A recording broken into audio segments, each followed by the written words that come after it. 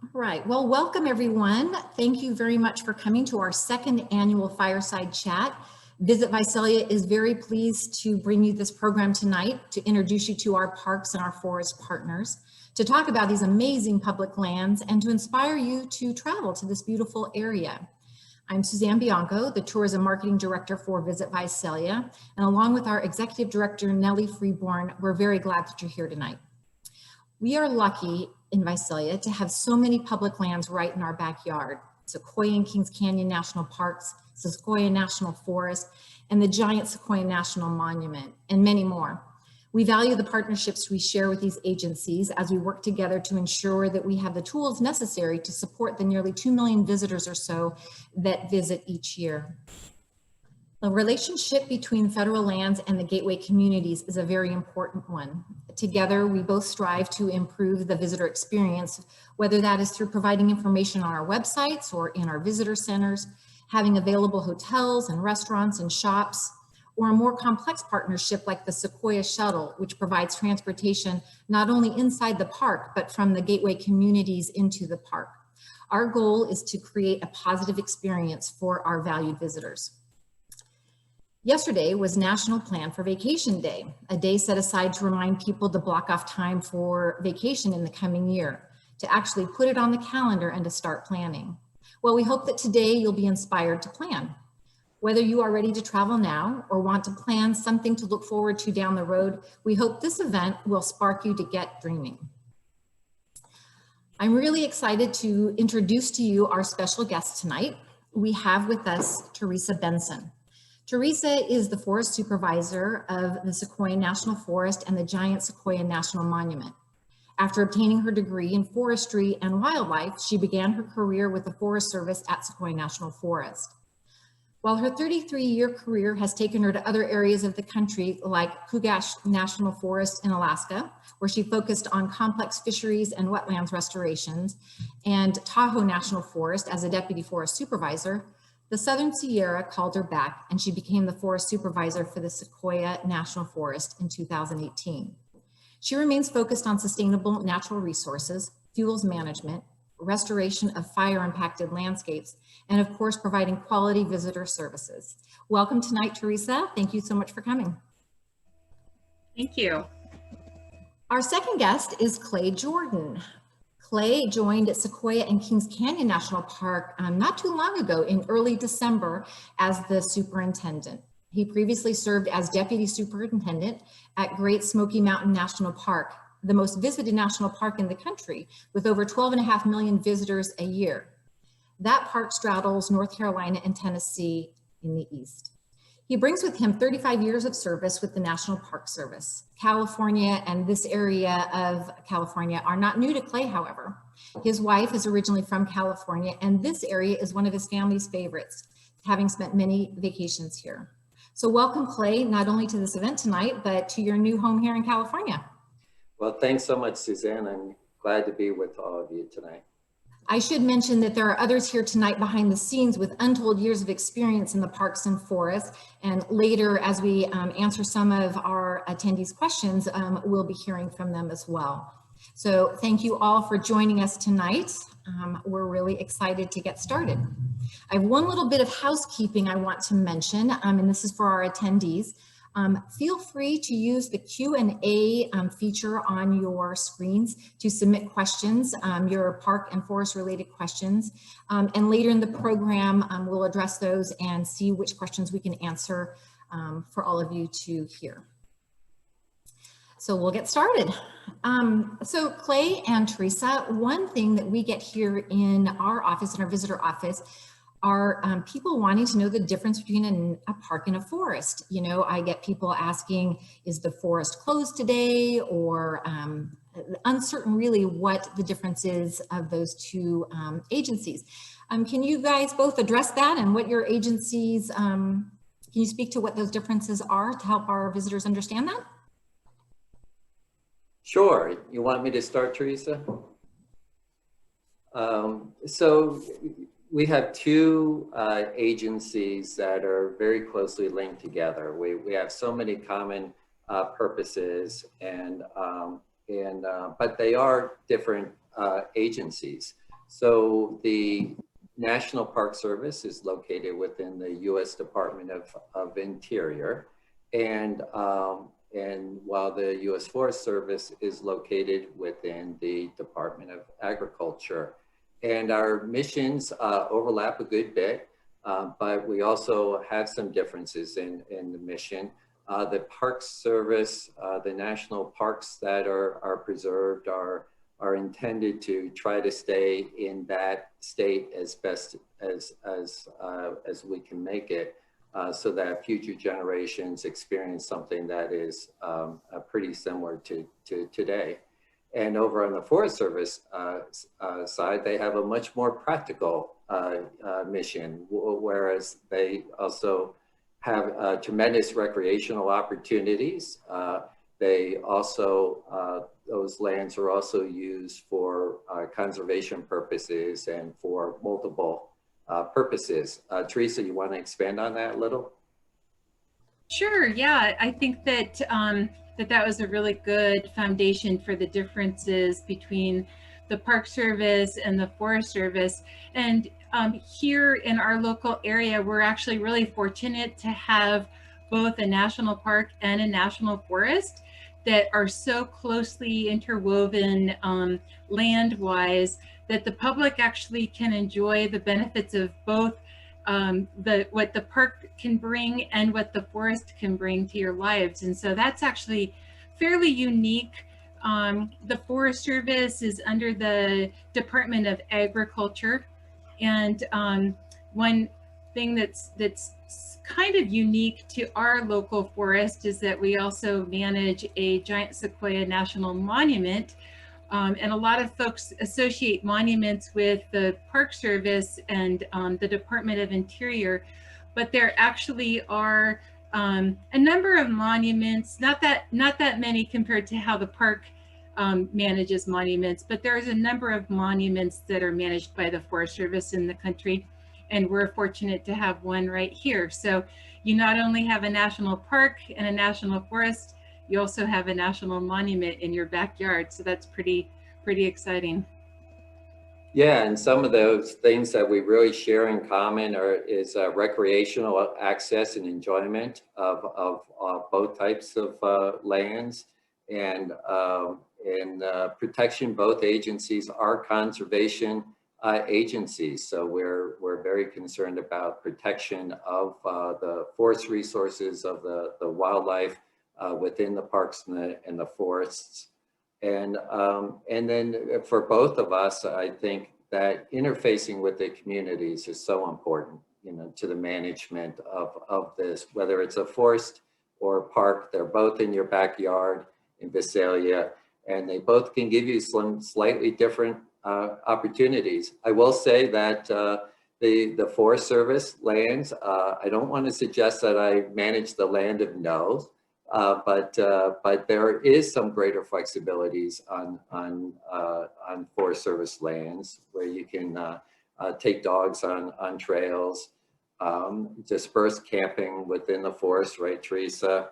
Hunting opportunities, and some of those much broader portfolio of recreational opportunities that you can do on Forest Service lands. Yes, and you know, I think that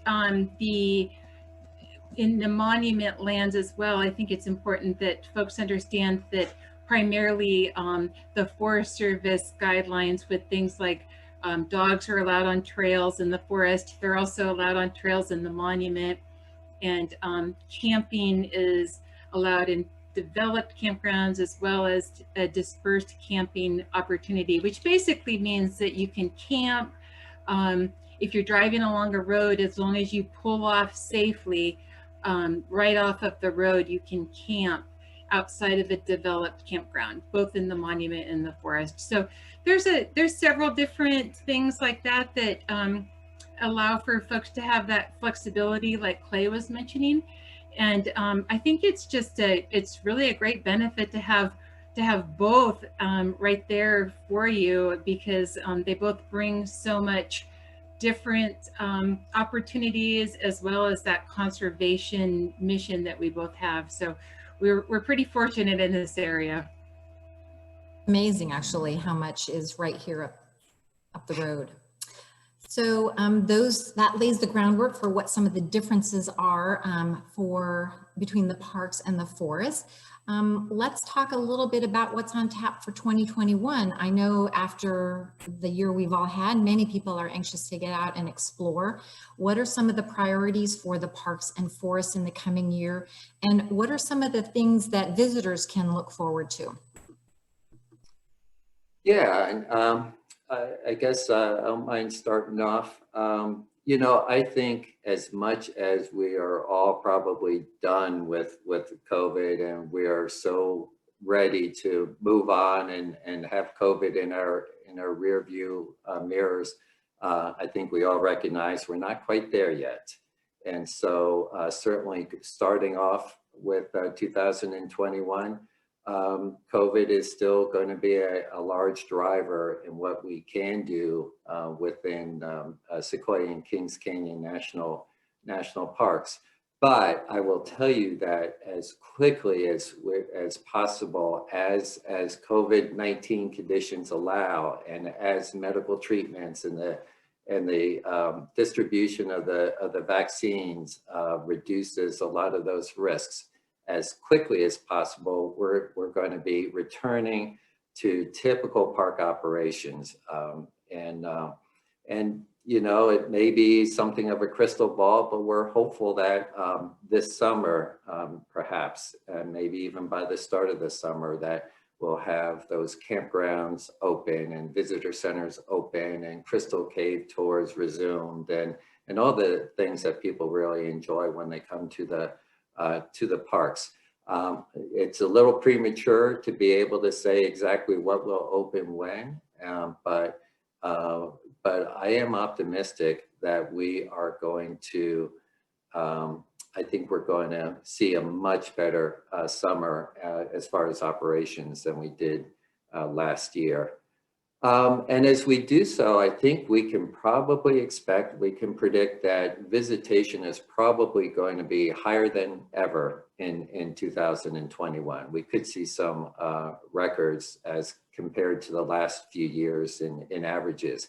And just to kind of indicate that towards that New Year's weekend, for example, for the parks, visitation was 100% higher than the previous years, and one day was one of the top 25 busiest days ever recorded, or at least in the ever recorded over the last 10 years, and that includes summer holiday periods and all that. So to see that type of visitation in the winter time is just incredible, and I think it suggests what we can expect later on.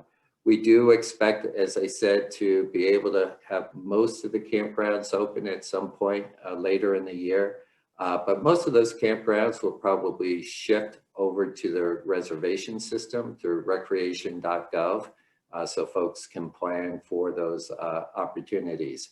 One thing that we're learning to work with, there's a mammal, a medium-sized mammal that is part of the weasel and the mink and otter family, and it has recently been listed, federally listed as proposed threatened species. Now the fisher makes its home in the Sierra Nevada and certainly loves the Sequoia and Kings Canyon National Parks.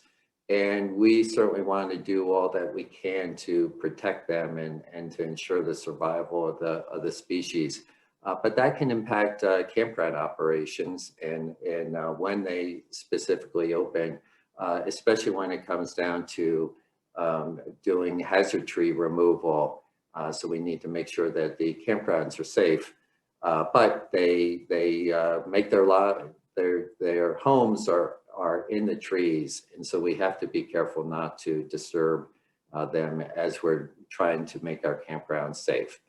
But you can keep track of our updates through our website and through social media for what is happening as far as those campground operations. And then wilderness permits, one of the other changes I think that will benefit the public is hopefully we're going to make it easier to obtain a wilderness permit for those folks who want to backpack and head up into the high country. And so we're moving our permit system also over to recreation.gov effective February 9th. And we're hoping that that makes it a whole lot easier to obtain a permit. The recreation.gov has the advantage of allowing permit seekers to see real-time permit availability. You get good information to plan your trips and to be able to receive instant notifications that you have in fact secured a reservation. Our system in the past was cumbersome and there could be quite a delay in there. So this, we think, will make things better. And this is a system that is only used during the peak season, during the summer season, where we have a quota on how many people can be camping in the backcountry at any time. And that season runs from May 28th through September 18th. Outside of those dates, before and after, you can just come up and do a self-registration permit and hit the trails. And then during that quota period of time, a limited number of first come, first serve permits will be available daily at the permit stations within the park. But we certainly recommend arriving early for the more popular destinations in the park.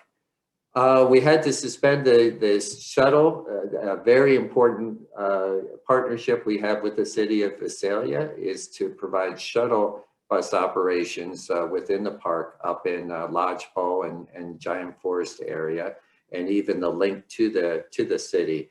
And of course, we had to suspend that last year due to COVID. We are hoping to resume that operation as early as hopefully Memorial Day, if everything aligns okay, and to be able to resume those operations. And likewise, the city of Visalia will resume the shuttle operation from the city up to the park. Not exactly sure on that time frame. We'll just have to wait and see, but we're certainly hoping for that. And because we're talking about high visitation this year, congestion management is on our minds. And as with many people who live in the Three Rivers area, we know that we can experience long lines at the entrance gates. And our staff works really hard each year to try to find ways to reduce those lines and reduce the impacts on our neighbors outside the park. And I think it was in 2019, just a couple of years ago, we managed to find a way to add yet another lane to the entrance station operation, and that has reduced some of those wait times. But there are things that visitors can do to alleviate some of that congestion, mainly by especially traveling and visiting the park midweek when that's possible, and trying to arrive early in the day or late in the day, in particular around before 9 a.m. or after 2 p.m. Finding parking and getting up into the park, finding your parking space, and then staying put. Leave your vehicle where it's at, and then hop on the shuttle bus and just get around by the shuttle bus. That will do a lot to alleviate stress. It's free, and it's usually pretty convenient. And then by visiting the park earlier in the day or later in the day is a great time to enjoy some of those real popular areas as well. And because dawn and dusk is a great time for viewing wildlife, you have great sunsets, and don't miss out on looking up at night. Don't be in a hurry to head off the mountain at sunset because the night skies are just fabulous and something to be enjoyed. So those are some of the things that visitors can expect coming up to the parks. And so that is where a lot of our priorities are focused. But it's not just, there are some other areas in their mandate of preserving the resources of the parks. And something that is very much a great concern of mine, and it's something that Teresa and I share, as it's a concern on the Forest Service lands as well. And that has to do with the continued health of the giant sequoias. As we know, these magnificent trees live 2,500, 3,000 years. It's a state tree of California. They are what so many people come to the National Monument, Sequoia National Monument, and to Sequoia and Kings Canyon National Parks to see. And historically, the great big sequoias and your large sequoias are called monarchs. And they have survived low intensity fires every 10 to 15 years on the landscape as a rule. And normally a tall 2,000-year-old sequoia dies by falling over eventually. And that's the way their life cycle is supposed to end. And they're very, not only resistant to the effects of fire, but they're dependent on it. They need fire to help to propagate and to help the future generations of sequoia trees. So fire is a very good thing over the course of their history for the most part. However, today, as we know, we have climate change, which is producing new threats to giant sequoias, particularly from drought. And when you have drought combined with the buildup of dead fuels, it causes fires to burn so great that those fires can get up into the crowns 100 feet or more off the ground. And that's where the sequoia trees are more vulnerable.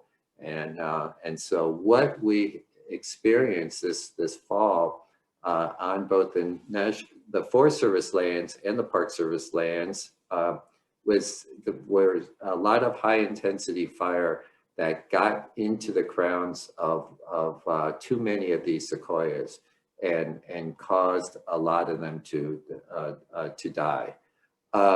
The Castle Fire in particular was a fire that burned through sequoia groves on both the forest lands and the Park Service lands. Within Sequoia National Park, 12 sequoia groves burned. And within that, about 13% of the groves burned. The fire was intense enough to get up into the crowns and to cause some of these trees to die. And our surveys have shown that about 340 of these monarch trees, greater than 4 feet in diameter, trees were killed from the fire. And the numbers were much worse, I know, on the Forest Service lands, which is of grave concern to us, because the approximately 30% of the sequoia's range was affected, had burned just from this one fire. Teresa and I, as well as our other land managers and other agencies, share a concern that of the need to work together to protect sequoias across the range, and we're figuring out the best ways we can do that and that we can work together.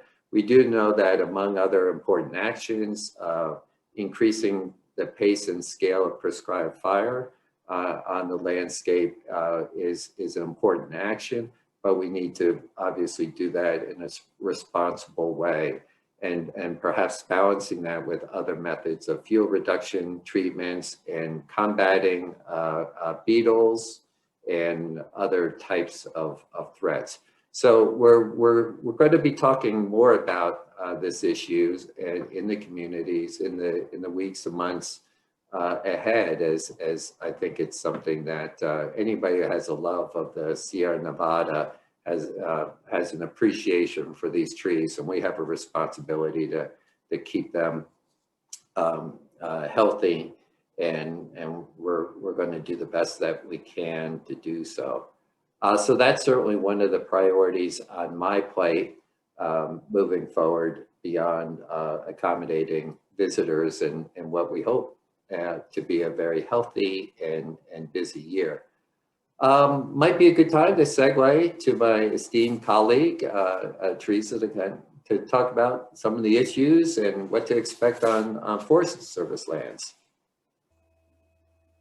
Thanks, Clay. And that was a great overview. And just listening to you, you know, it just makes me realize even more the similarities that we have between the park and the forest. And even though we have different missions, there's just so much that is interwoven, and we have great partnerships that are already existing, and lots of hope to be able to establish additional partnerships with the park. So it's really good to hear from you. And you know, just to give you all an overview just in general about the Sequoia National Forest, in case you're not real familiar with it, it's about a 1 million acre area, and we have 3 primary access points into the forest. And so the one that's to the north that goes in and out of Park Service land is 180, and that goes through Dunlap, where we have one of our district offices. And then halfway down the forest, we have off of Highway 190, another access point that gets you up into the other portion of the giant Sequoia National Monument. And we have a district office there in Springville. And then all the way to the south down in Kern County, so essentially 3 different counties, Fresno, Tulare, and Kern. Down in Kern County, we have the southern access point out of Bakersfield that you take 178 and you can get up into the Kern River Valley, and then from there head north up into that southern part of the forest. So there's an awful lot of opportunities on the forest, and sometimes people really enjoy going back to the places that they've been in the past. But I would suggest that that you take a look at the map and do a little research and see if there's some new areas that you've never been to that you'd like to discover.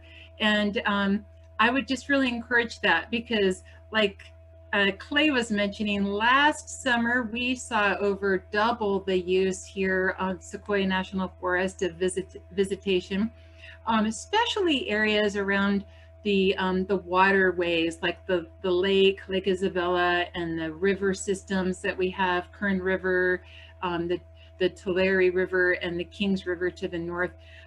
We had at least twice the number of folks visiting. And you know, I think that we're really the same as how the park characterized it, how Clay characterized it, with regards to what to expect this next year coming into the summer. We have a lot of hope that we're going to be able to open areas and make them available for the public. That is our number one goal, is to do that, but to do it in a way that we know will be safe for both the visitors and for the employees. And so we'll be managing as we go, and evolving with the hope that the pandemic issues are going to eventually become less and less, and we can have more and more opportunity for folks to enjoy the outdoors. And you know, I think that the other piece of it is just the fact that we have so many opportunities for folks to get out on the trail system as well, that a lot of it's not been discovered by a lot of folks here on the Sequoia. We have over 1,000 miles of trail, and 5 different wilderness areas, and lots of opportunity to get out and spread out, I guess would be the message. We've got about a little over 52 developed campgrounds on the forest, and I'm really excited to hear about the park moving over to recreation.gov. So there's another similarity. We're both going to be in the same system, which is really a benefit to the public. So I would highly recommend that you do your research on where you want to go. Search on recreation.gov between the park and the forest, and maybe have a combined trip where you can choose a little bit of the park and a little bit of the forest. And I would do that, fairly soon, because we get a lot of our campground sites reserved, and they do hold a few of those for walk-up traffic, but not very many. Most of the sites have to be reserved in advance, and the popular campgrounds get reserved really quickly. So again, it might be an opportunity to discover a new campground that you had always been curious about. And it's pretty nice on recreation.gov. They've got the photos of the campground, but you can also see the pictures of each individual campsite. So if you're like me, you can sit there and spend a whole bunch of time picking out really the spot that you really think would fit you and your family's needs. And then there's also recreation rental cabins that you'll find on recreation.gov. And there's some cabins on the Sequoia National Forest that are available that need advanced reservations as well. So I think that I'll share a little bit as well, like Clay did, about more of the natural resource management side of what we do, just briefly, but just to give you an idea of what our focus is here on the forest and the monument, and what we're really hoping to be able to accomplish this next year.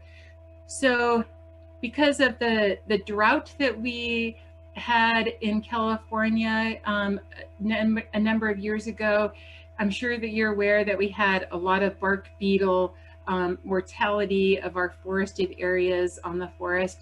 And we've been working to be able to restore a lot of those areas. We're making the fuels reduction piece of our work the highest priority right now, so that we can continue getting that heavy fuel load out of the forest and restoring those areas with planting new trees and encouraging the trees that did survive to be able to take over and become the new forested stands of the future there.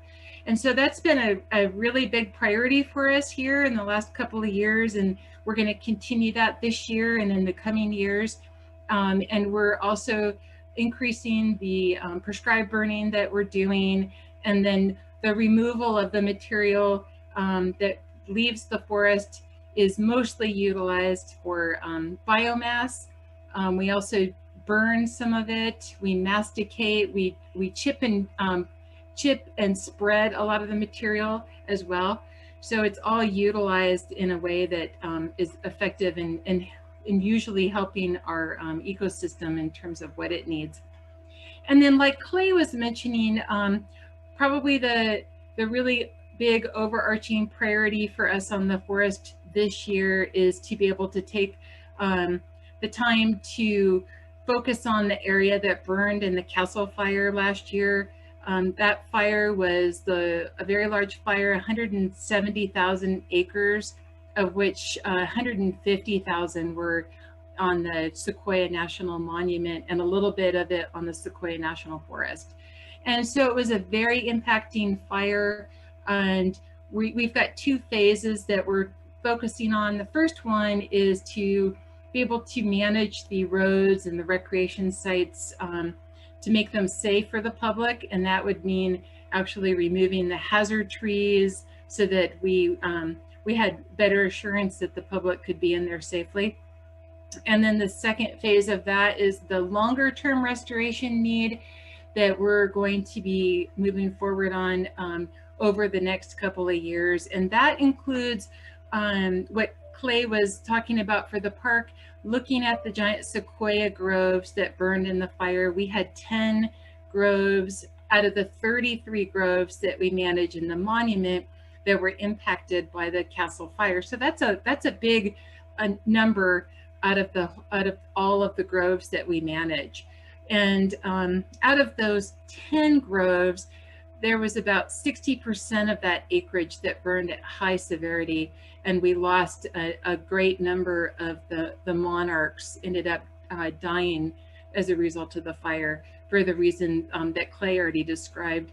And so we really need to take a look at how we can set the stage for the groves that haven't burned and remove more of the fuels that are within those groves and try to set them up for better success when another fire comes in the future. And then we're also going to look at the groves that burned and do what we can to protect the regeneration that we know will come in with the new Sequoia seedlings, and make sure that those groves also have additional fuels removed in case there's another fire in the future that comes in that we can help to decrease the severity of.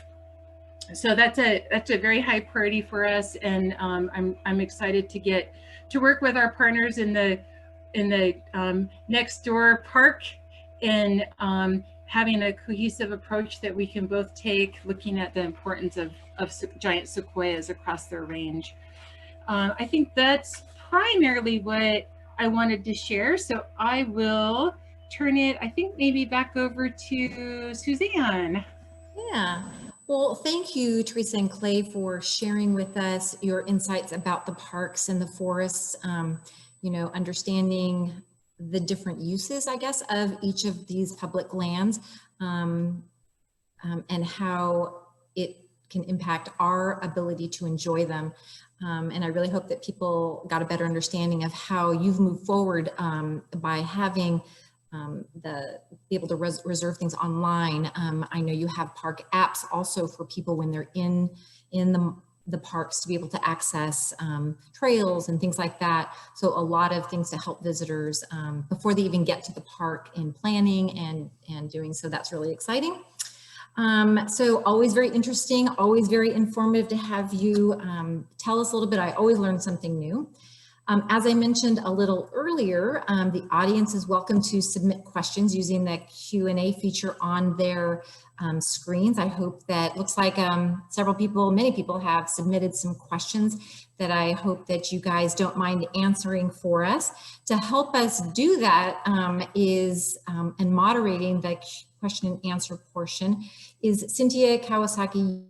She's the acting management assistant and the public affairs officer for Sequoia and Kings Canyon National Park. We also have helping her Denise Alonzo, and she's the public affairs specialist with Sequoia National Forest. And they have been going through some of the questions that you attendees have been submitting and are going to give you some answers on some of that. So welcome, Denise and Cynthia. Let's see what we have. I think I will turn my camera off while you guys talk about some of these questions. Great. Thank you, Suzanne. I think I saw one that I love talking about accessibility from Becky. My husband and I are coming to visit in May. He is blind with some usable vision, but we would love any recommendations for adaptive resources we should look into before we come. Thank you so much. Becky, we just updated our accessibility guide, which is available on our website and covers all of the accessibility features that we do provide here in the parks. We also include that information on our park app, which is NPS Sequoia and Kings Canyon. And you can find it on iTunes and the Android store. And I will be providing links and information to everyone as we respond to these questions. But yes, there are accessible exhibits, and we cover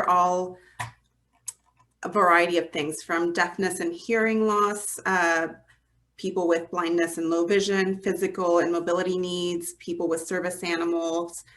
So really, we try to provide as much information as possible on our website, on our app, through this guide that you're able to print in both standard and large print. And so really dive into that, and hopefully you can find quite a bit of things to do. And we are continuously updating our trail system as well to include more ABA trails. Clay, is there anything else you'd like to add for Siki? No, I think I'm very fortunate to have your expertise on the line with us, Cynthia, somebody who knows this park, both parks, much better than I could possibly imagine. So I think you handled that very well. Thank you. Thank you, Clay. And Teresa and Denise, would you like to cover accessibility for the Forest Service? Teresa, do you have anything to add for that? Well, I could add that we have one of our trails in particular, the Trail of the 100 Giants, that is one that could be of interest. I would encourage you to take a look at that trail and see if that might be something that would be a good experience. But it's a accessible trail, and there's also a trail guide associated with it, and so that might be a neat one. And then there's also some other fun things to do when we have our Buck Rock Lookout open. That's a pretty neat place to go visit, and it's got, as you take the stairs, the stairway up along this gigantic rock, there's railings on both sides that I hold on to every time I walk up there. I'm like, get a little bit scared, but it's a phenomenal experience to get up in a lookout, and the public is allowed to go up there once we get it opened back up.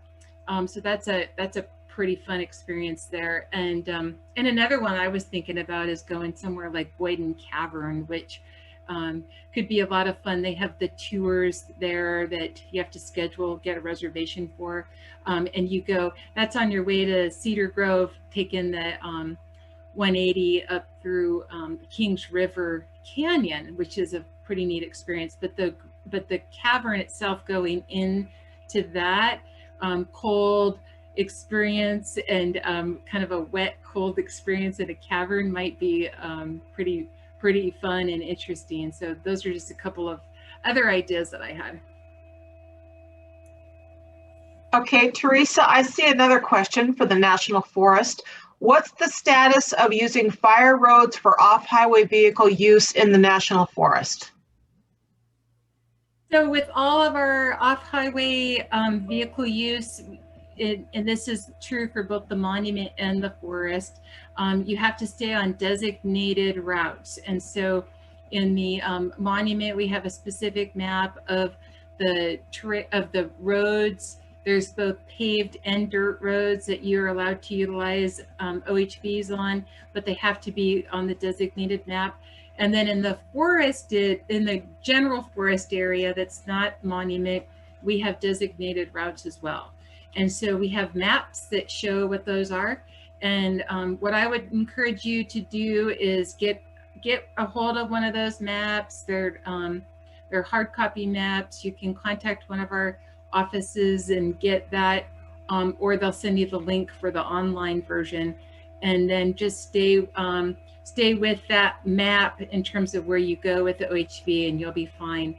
It's when people decide that they want to just go off road and do things that aren't on the map with motorized vehicles that there's concerns about that, because there's resources that we want to make sure we're protecting. And so that's why we just need for you to stay on the designated routes. Thank you, Teresa. I have a question that applies to both you, Teresa, and Clay. And this question is from Janet Herrera, and I'm going to click on it. And how is the park and forest preparing to limit the human impact with the expected increase of visitors? Trash, trampled vegetation, and parking and non-parking areas have been a concern in the past. Want me to start on that? You know, that is, it's an excellent question, and it is one that we are always concerned with.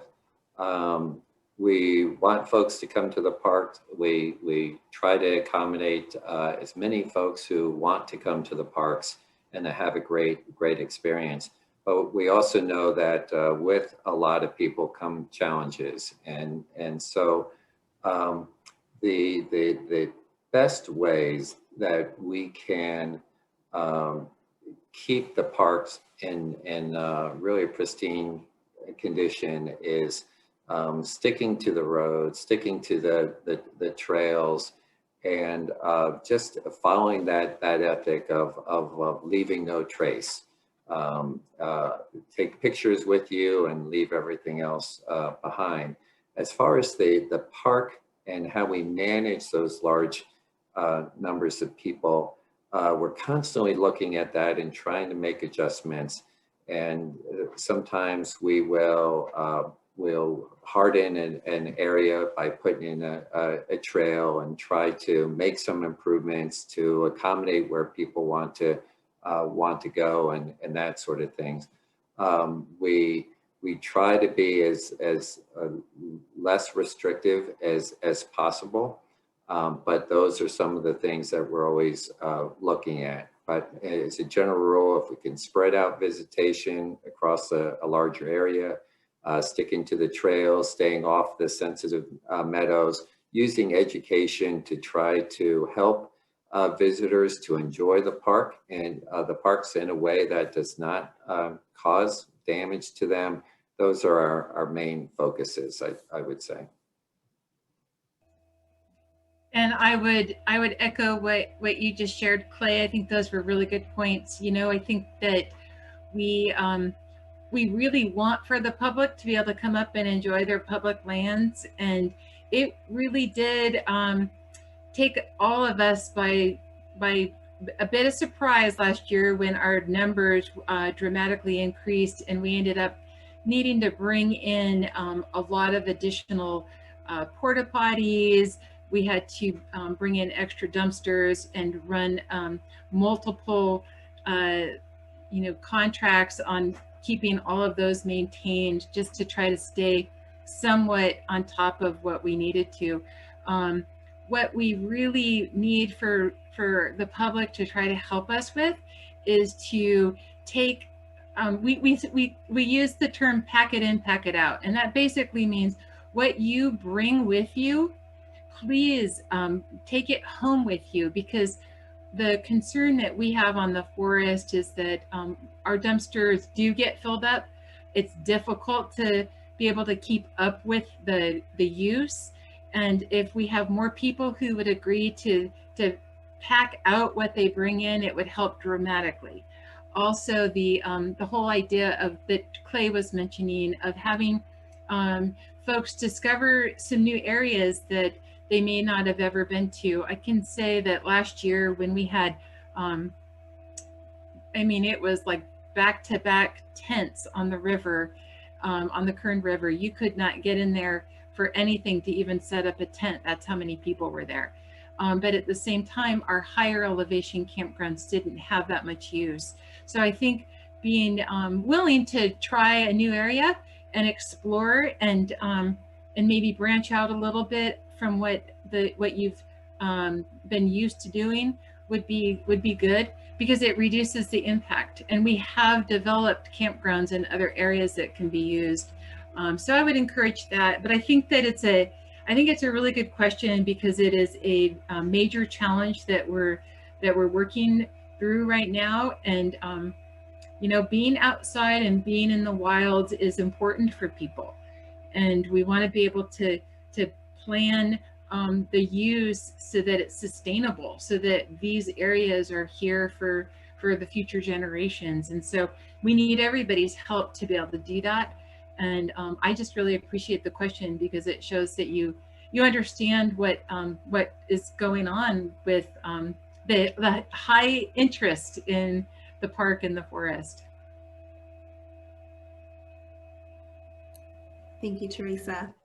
There's one question that's pretty easy, so I'll go ahead and answer it. And from Becky, where do I look to find out about ranger-led tours and ranger-led programs? And for the Park Service, that would be right outside our visitor centers throughout the parks is usually where we post our ranger program schedules. during the summer, during shuttle season, also at the shuttle stops, you'll also be able to find those schedules there. And unfortunately, we weren't able to do much of that in 2020. So hopefully we're able to increase those in 2021. Teresa, is that I'll learn something new. Is that something you guys offer on the forest side? Denise, can you share any insights on that? We've only taken school groups out by request. We don't normally have ranger-led tours of the forest section. However, if an instructor, if a teacher gets a hold of one of our public affairs folks or our fire prevention folks, we can do a classroom tour for a ranger-led field trip.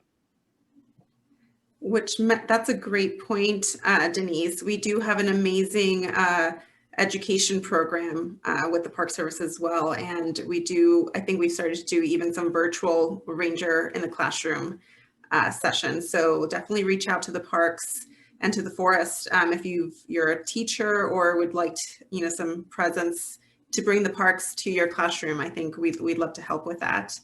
And I'll also go ahead and mention our park partner, Sequoia Parks Conservancy. They do have an offering through their website where you can get customized park tours for your family through them. And that's something that, if you really want a special experience in the parks with a park naturalist through Sequoia Parks Conservancy, that's also a great option, especially for a smaller individual group with your little pod to safely traverse the parks. Great. And Clay, I'm going to clue you into something. We have a fan club for Sentinel Campground in Cedar Grove, which is in Kings Canyon. And there's a couple questions here about Sentinel. Is it going to open this year? It did not, Cedar Grove campgrounds were not able to open this last year due to COVID. And so the question is, will it open this year? And it's also asking, are there plans to discontinue the use of the reservation system and go back to first come, first serve? I have not camped there, so I need to go check it out and see what all the fanfare is about.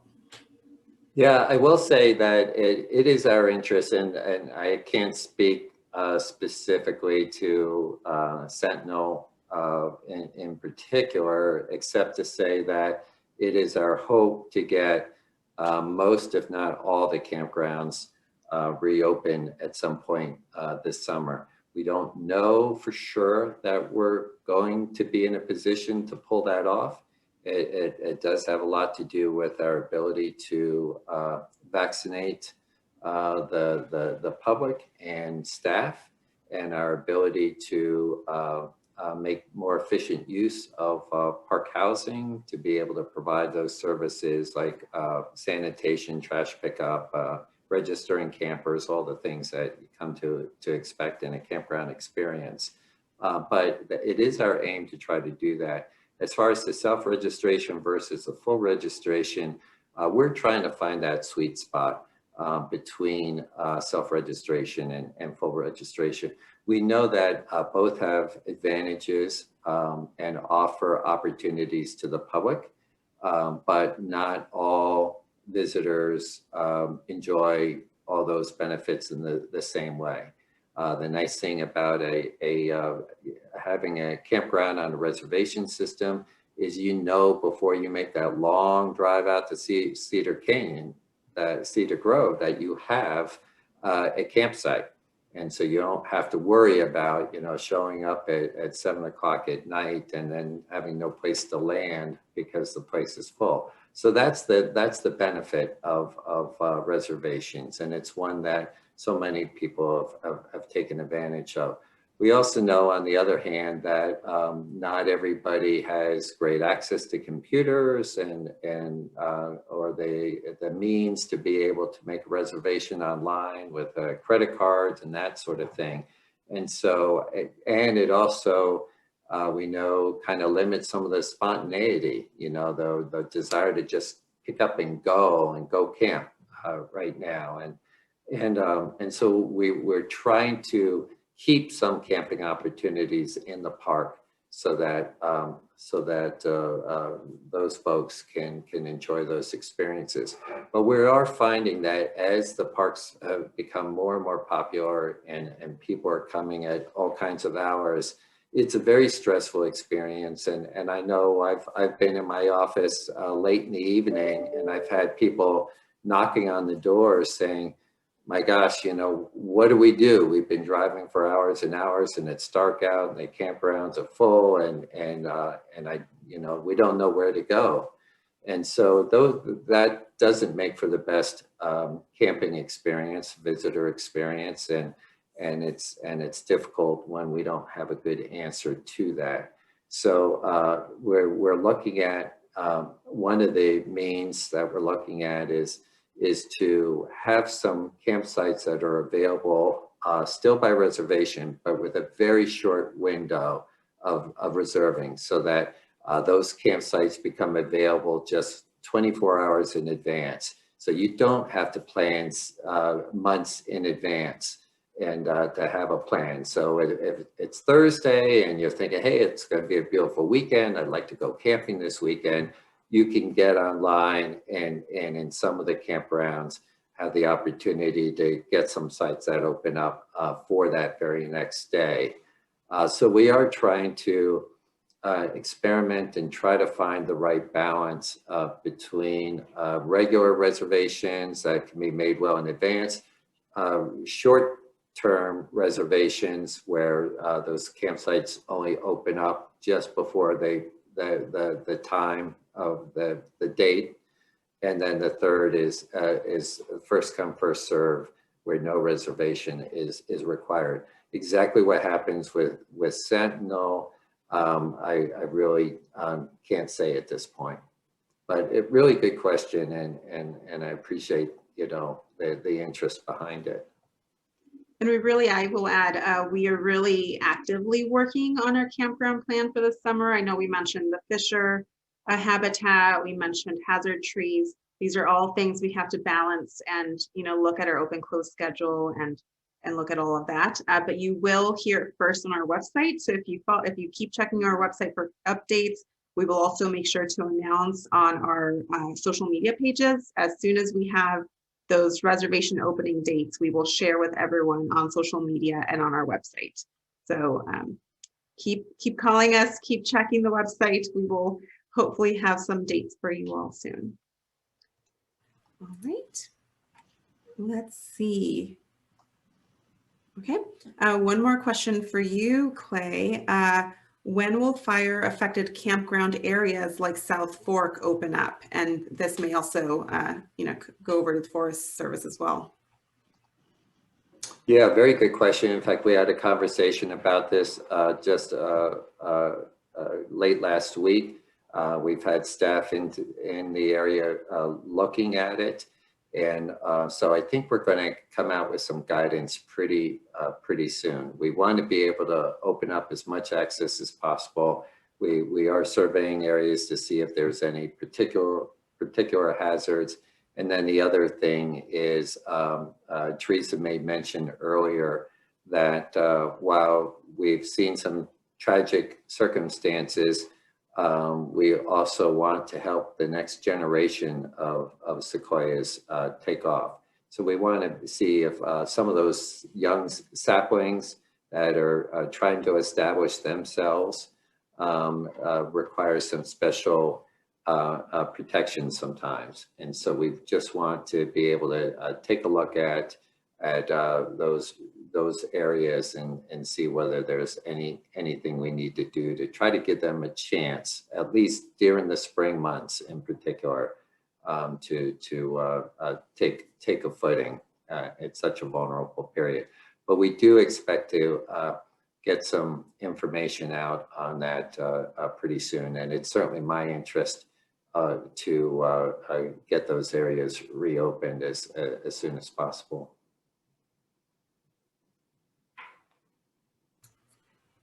Teresa, Denise, did you want to speak to? With our Castle Fire area, we're, like I mentioned earlier, we are looking at all the roads and developed areas, the recreation sites, trails, trailheads, campgrounds, to determine the hazard trees that actually have to be removed before those areas can be safe for the public. And I mean, it's a very real hazard. We had some visitors last week that had a tree fall on their vehicle, and they were okay, thankfully. But you know, when something like that happens, then it just really underscores how critical it is after a fire, that we not have people going into those areas until we know that the trees that are potentially hazardous have been taken care of, just because we don't want anything to happen to anybody. And so that is going to take some time to get that to happen. But similar to what Clay said, it's our priority in terms of what we want to get done on the forest. And so that is where we're going to be focusing the time and energy. And our goal is to open up as much of the fire area as is safe for the public. And we'll do that in stages. So right now we're surveying and looking at what we can potentially change our current closure to look like. And then we're going to keep doing that as time goes on, and that area that's closed will become smaller over time until eventually we'll be able to have the area reopen back up again. Thank you, Teresa. We have a question from Joshua. Walk-up backcountry permits, will they have to be 24 hours in advance? Do they need to be printed? I assume availability will be based on the trailhead. Based on the information that I've seen for SEQI moving over to recreation.gov for our wilderness permits during the quota season, most of them will be online, but there will be a day of permits. So the morning of, you can walk up to a permit station and get a permit. For those popular trailheads though, you will want to be there pretty early. There's a very limited number of walk-up permits for during the quota season. Out of the quota season though, quota season is usually sometime in May through September. Outside of the quota season, you can do walk-up permits throughout the parks for different areas. And yes, availability is typically based on trailheads. I'm not sure about needing to have them printed. There usually is, you know, something that you need to carry with you on your trip, whether that's something that you print from recreation.gov or if that's, you know, a secondary piece of paper you need to pick up somewhere. I am not clear on that question, but there is, all the information can be found on our website. You should be able to just print it out from recreation.gov. I'm pretty confident, and have it with you. Thank you, Clay. And I do see a couple questions talking about the shuttle that connects our gateway communities from Visalia up to the park, and maybe some connection with Amtrak. So if you're coming into Visalia via Amtrak and then trying to take that shuttle from Visalia to the parks, there seems to be some gaps there with that connection. And I don't have a response to that, but maybe Nellie or Suzanne. There's Nellie. We had a visitor that came in asking, Nellie, I'll just tee this up real quick. We had a visitor that came in mentioning that the train came in too late for him to catch a shuttle bus going up. And so I would just speak to the fact that the shuttle does, if it runs a normal schedule, 5 times a day from Visalia up into the park starting at 6 a.m. depending on the actual stop. And so it might be better for visitors to come in the night before to ensure they can catch the shuttle in the morning. As you know, the shuttles do pick up at each of the, at most of our Visalia hotels and along the 198 corridor. So it's very convenient for a person to be picked up from the hotel that they're staying in. Nellie, if you'd like to add to that. Yeah, perfect. And I think what the attendee was mentioning is that through bus that is a great and very economical way to transport from the Amtrak station in Hanford into Visalia. As Suzanne mentioned, the shuttle does start picking up the Sequoia shuttle at 6 a.m., runs through about 10:20, I think is the last pickup before it heads into the park. And typically, usually our guests will arrive the night before, just because it makes for a long day if they were to arrive into the Hanford station, get to Visalia, and then take the bus into the park and then come back. It's just a really long day. So typically they'll arrive the night before, stay at one of our lodging partners, and then take one of those first shuttles into the park. But it's certainly a great question and something that we can take back to our partners at the transit center and just have that open dialogue. Great, thank you. Let's see, there's a question about the High Sierra Trail. There was a blowout above Hamilton Lake in 2019, and the question is, has it been repaired? You know, I know there were hikers on that trail last year, but I don't know to what extent the trail was repaired and what the access is like through there. But maybe Clay, I know you like to go on hiking trips through the park, so maybe you know more about this than I do. Yeah, you know, I don't know about that particular one. I have not heard, nobody has briefed me on any red flags related to that. And of course, that's such an important through hike. And so it has not been on my radar. So I'm hoping that that has been addressed. But Cynthia, is there a way we can get the participants' information and we can maybe email them with a more definitive answer? Yeah, Joseph, if you'd like to submit your email, and I think we may actually have it from you submitting questions in advance. So we'll go ahead and email you. I will say our trail conditions are usually also available on our website. So there could be an update on our website about the specific trail. And even though trails are, you know, repaired in 2019, 2020, who knows what the winter will be like out there. And we need to go and assess all of these trails all over again for 2021. And there could be some different type of damage. So I think an update could be online. I'll email you that information, but also keep an eye out for the 2021 trail conditions because those could always be different. Okay, and then we have a question, Roger. I see that you're asking about our esteemed colleague, Annie Esperanza, who passed away early last year, mid of last year. She was our Chief of Physical Science in our Resources Division. She was a gem and a special colleague of ours. She worked here at SEQI for over 30 years. So she had a very long career and very dedicated here at SEQI. And the question is, when will there be a replacement for her position, and will there be a new cave specialist and revised cave management plan? And Clay, can you speak to that? Yeah, I don't have any specifics about that, but again, I'd be glad to get that information and reply directly to you.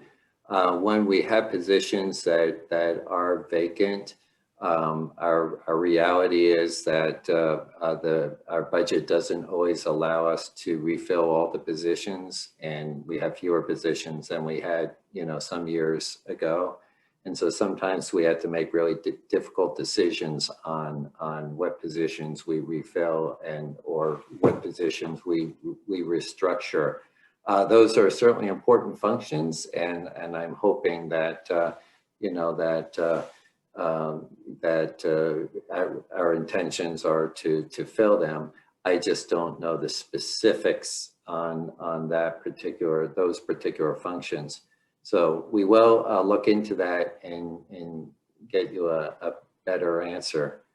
But it sounds like great interest in that individual that had such a long and productive career, it sounds like. It sounds like Roger actually worked with her over those 30 years. So thank you, Roger, for your question. Thank you. And let's see, we do have one question that was submitted in advance about a very special and ill sequoia, giant sequoia in Martinez, California. And the question is from Andy, do you think you could pay it a house call and heal it for him? Teresa, Clay, are you guys doing house calls? Well, I actually, because that question came in advance, I remember seeing that.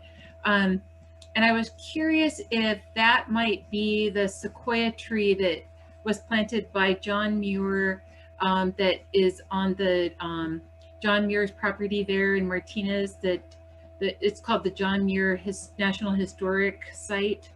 From what I know about that particular tree, John Muir had actually brought a seedling down from the Sierra Nevada and planted it there at his family's property.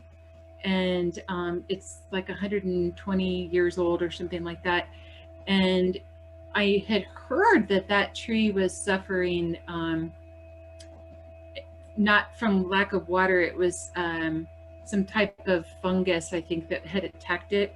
So from what I know, there's been a lot of pathologists that have already taken a look at it.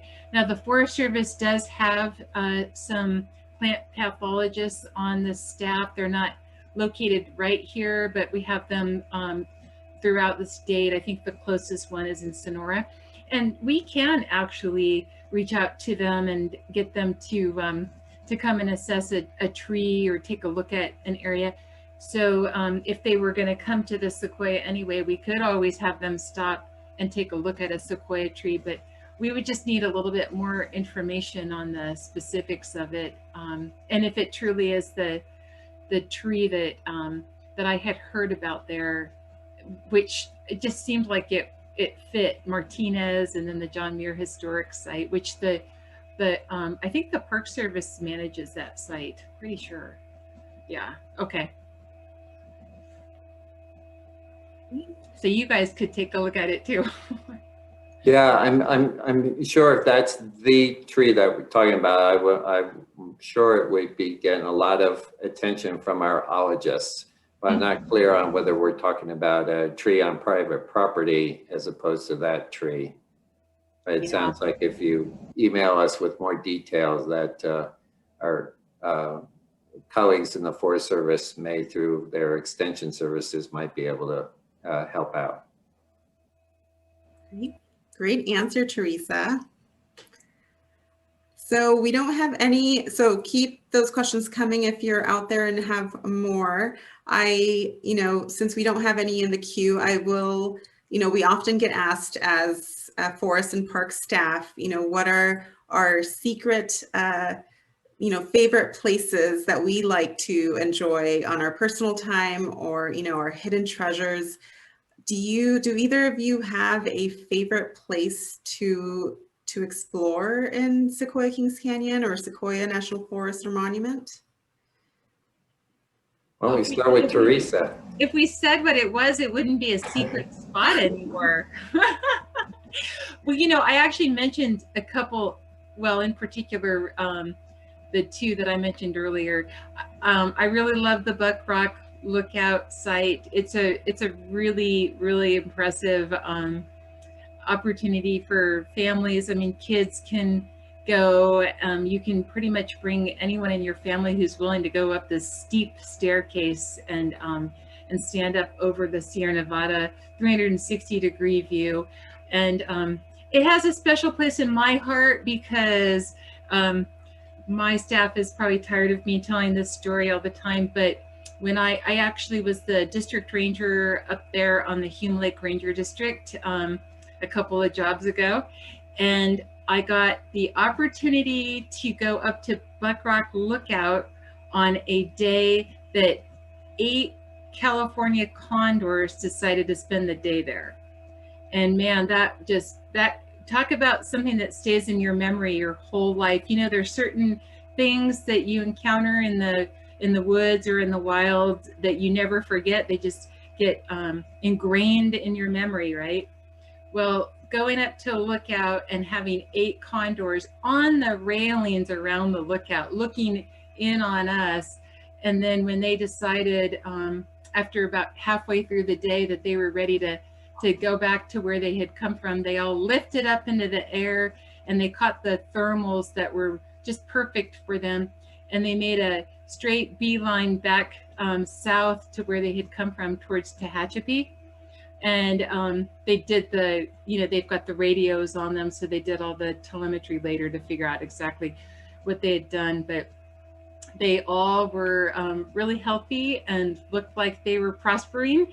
And so it's times like that that you just get inspired, about what we do and what these lands are all about. When you have a bird like that show up, 8 of them, it gives you a lot of enthusiasm and excitement for continuing to manage these lands for the public and for the natural and cultural resources. And so I can't guarantee if you go to Buck Rock Lookout that you're going to get that experience, but there's a picture in there that'll show you what it looked like. And I'm really hopeful that this year we're going to have the opportunity for the public to be able to go there and revisit the lookout, because we had to close it last year for the pandemic. So that's the area I'll share. And oh, and one more thing about the lookout. We utilize a large cadre of volunteers to help us staff it. And they also work on the Park Ridge Lookout and Delilah Lookout. So the Park Service and the Forest Service together have a partnership with the Buck Rock Foundation, a wonderful group of volunteers that do a phenomenal job for us staffing lookouts between the park and the forest. And they're always looking for new people to help out. They have a variety of work, everything from maintenance to public education to providing special events.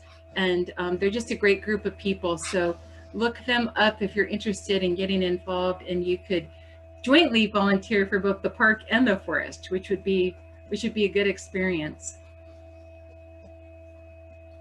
Yeah, one spot I'll share it, and boy, I can't match that. That's a great description. Somebody who has a lot more experience in these mountains than myself, for sure. But I know in some of the places we've been vacationing to within the parks over the years, I do have a number of favorites. And they seem like there's a lot of apples and oranges. I have a great lake experience, a great hiking viewpoint experience. But one spot that I just never get tired of, and been there, a good number of times. You go up to Crescent Meadow. A lot of people are familiar with Eagle View, viewpoint that is just a short distance, about a mile from the parking lot there. And you start, of course, amongst the biggest trees in the world. These grand Sequoia trees, and you work your way out then through the edge of the meadow, and then through the forest, through the grove, and then you emerge from that grove, and you're on the edge of this ridge line coming out, and you start looking down, and you got a great viewpoint down the Sequoia drainage down towards Three Rivers. But you go on a little further and you just come around a bend, and it just opens up, and you got that High Sierra viewpoint. And of course you're on the High Sierra Trail, such a incredible trail. But even for me to go a little bit past that point, a lot of people know about Eagle View, and you can find yourself in a very small spot, with a lot of other people. But if you go about a quarter mile, now talk about secrets here.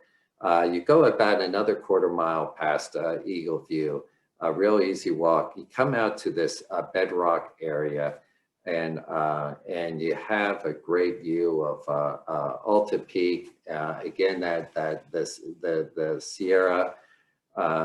The Sierra Divide just is right there in front of you. But what's so nice about this big area, this flat rock area, is it's a great area to, you've gotten off the beaten path, you've gotten a little bit past the crowds that might be headed towards Eagle View, And now you can just stretch out. It is so quiet. You have no road noise. There's very little aircraft going by. It is such a serene atmosphere with this incredible 180-degree view. And I'm determined to go back there, you know, bring a book, bring, you know, something soft to sit on, and just to spend a lot of time there. And that, I think, is a special thing. It's not just about you're headed to the destination and seeing a waterfall or experiencing a lake. It's what you do with your time there. And so if you can get into a mode to really connect with nature and really connect and be immersed and allow yourself the time to be immersed in that environment, then so many of those stressors from our daily lives, you know, just melt away, I find.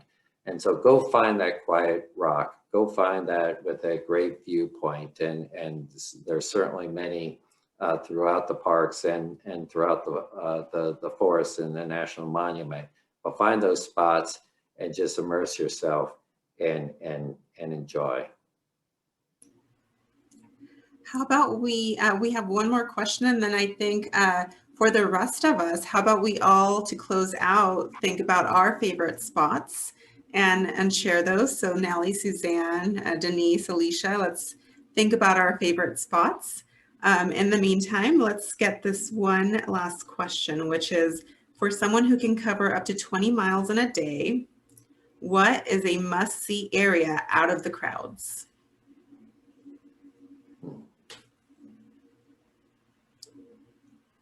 Well, you know, I'm going to have to say discover our wilderness areas, because if you can hike 20 miles a day, there's some wilderness areas on the Sequoia National Forest that are very uncrowded. You wouldn't probably see anybody. So in the southern part of the forest, there's the Kiava wilderness area, which is very lightly used. You would not want to go there in the middle of the summer. It'd be too hot. And then the Domelands Wilderness is absolutely phenomenal. It's got some beautiful, beautiful rock formations. The Domelands itself is a beautiful rock formation. It's got just wonderful meadows that have nobody there, that have fish in the creek, and there's even a meadow in that area that has wild blueberries growing in it. So I would go into the wilderness if I were you. South Sierra Wilderness, the Golden Trout Wilderness are also both beautiful. And the Jenny Lakes Wilderness, you could probably do that whole wilderness in a day because it's pretty small if you can hike 20 miles. The other thing is the Pacific Crest Trail, which goes through the forest and into the park. I'm sure that if you hike 20 miles a day, you've done portions of it, but why not do all of it? You know, just get yourself a map and plan it out and go for it, because that would be a great experience to get to do the Pacific Crest Trail. So those are the areas I would throw out. You can tell I like hiking in the wilderness too. Yeah, I don't know that I have a specific must see because my experience base is limited than more limited than some of my colleagues. But I know that I really had great experiences out of the Mineral King. You drive up to Mineral King and you're already getting pretty deep into the park. You're getting into some higher elevation. You're getting into less crowds, less people. And then from there, you're hiking up through the lake. Seagull Lake is one of my favorite places. And you could just keep going and going as far as you can up towards the divide, and then turn around and come back down to Mineral King. So I think there's lots of places like that throughout the parks. But Cynthia or anybody else? I think she has a big itinerary to conquer this summer. Thank you both. All right, so to respect everyone's time who's joining us, because we did say this would end at 6:30, with maybe shorter responses. Denise, do you want to share your favorite spot? I have many across the forest because I've worked on the Hume Lake Ranger District, and Hume Lake is actually where I met my husband and we became engaged, and we've been married almost 30 years now. So Hume Lake is sweet in my mind and in my heart. I got to camp in Hume Lake last summer and it was so special. I loved it. We'll definitely be going back. Great recommendation. Nellie and Suzanne, do you want to share your favorite spots in the parks? You want to go first, Suzanne? Sure. So you might laugh at this favorite spot, but it's a parking lot. At the General Grant Tree in Kings Canyon, you can stand in that parking lot and just twirl around and be amazed at all of the sequoia trees you can see from right there in the parking lot. So it's not a 20-mile-a-day hike, but I find that a really interesting thing that people don't necessarily look around when they're in a parking lot, but that's a great viewpoint. That's mine. I'll be quick, but I have three. One is Hume Lake. I went there as a child and I get to take my family there as an adult. And so that's a lot of fun. And we still have young children.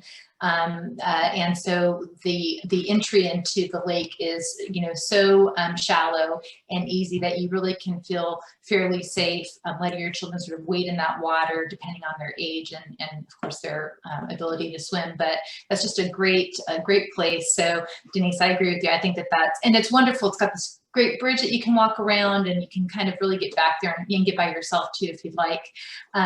Ponderosa is another one that is sort of a family favorite and we like to get back in there. It's really fairly secluded, but there's this cute little village too that you can sort of stumble upon with some just amazing people, and that just adds to the experience. And then I was fortunate to have my family visit us a couple years ago from Portugal. And so I got to take them into our park and they got to see the General Sherman tree and the Grant tree. And they just couldn't believe it. So those are my top picks. Thank you, Nellie. Alicia? Thank you for asking. Actually, I'm kind of with everybody else. There's so many fantastic things to see on the forest, in the park as well. But my two favorite, I think, on the forest itself is Boyden Caverns. It's a 50-minute tour, which is handled by a guide, and just beautiful, just breathtaking sights to see. And then the other one is the 1200 Giants is just settled into my heart. When I first came to the forest, that was the first place I went to visit so I could see the giant sequoias. And it's a 1.3-mile paved trail, handicap accessible, and just holds that special place. Thank you, Alicia. And then we have also joining us today is Nicole from the Forest Service as well. And Nicole, what's your favorite spot? So my favorite spot in the Sequoia National Forest, like Teresa, I enjoy the wilderness areas. So the Maggie Lakes area and the Golden Trout Wilderness, it has crystal clear blue lakes. You have all the trees. It's just a wonderful, beautiful place to reflect on nature. Thank you. And I'll go last. My favorite place to go in the parks is Cedar Grove, just in general.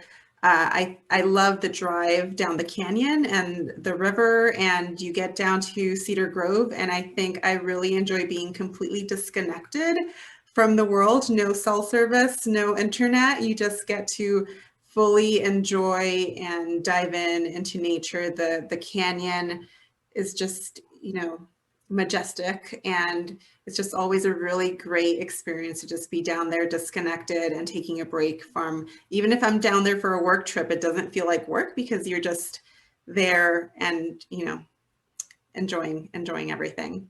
And I think that brings us to the end of our virtual fireside chat. I would love to thank Visit Visalia for hosting us this evening. Thank you, Nellie and Suzanne. And, I really hope we get to do more of these as time goes on. I think being virtual allows us to all really get together and connect with even more people than we would connect with maybe in an in-person environment. And hopefully we're reaching far and wide audiences around the world. So thank you everyone for joining us this evening. Thanks, everybody. Thank you, everyone. Thanks to all of our attendees who you. joined us. Good night. Good night.